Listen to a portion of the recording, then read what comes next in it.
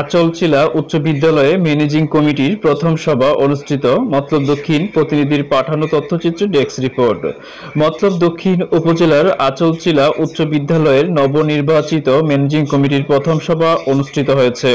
15 মে বুধবার সকাল 10টায় আচলচিলা উচ্চ বিদ্যালয়ের অফিস কক্ষে নবনির্বাচিত সভাপতি মোহাম্মদ ইউসুফ হাজরার সভাপতিত্বে ও বিদ্যালয়ের প্রধান শিক্ষক নিত্যগোপাল সরকারের সঞ্চালনায় বক্তব্য রাখেন নবনির্বাচিত ম্যানেজিং কমিটির সদস্য মোহাম্মদ ইউসুফ পাটোয়ারি, মোহাম্মদ নূরে আলম প্রধান, কিরণ, মোহাম্মদ বিল্লাল হোসেন ডালি, মোহাম্মদ সাইফুল ইসলাম জলিল, সংরক্ষিত মহিলা সদস্য সালমা আক্তার, শিক্ষক প্রতিনিধি মোহাম্মদ মাসুদ মিয়া মজুমদার, মোহাম্মদ হানিফ ও ইয়াসমিন আক্তার।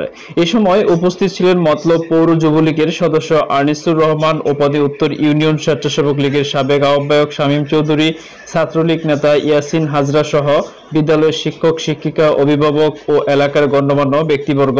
সবাই কোয়াক সদস্য নির্বাচিত করা হয় ইঞ্জিনিয়ার কামরুজ্জামানকে। এ সময় বিদ্যালয়ের সভাপতি ইউসুফ হাজরা বলেন, আমি বিদ্যালয়ের শিক্ষার মান উন্নয়নে কাজ করতে চাই। আপনারা পাশে থাকলে এবং সহযোগিতা করলে বিদ্যালয়টিকে একটি আধুনিক মানসম্পন্ন শিক্ষা প্রতিষ্ঠান গড়া সম্ভব। পরিশেষে তিনি সকলের দোয়া ও সহযোগিতা কামনা করেন।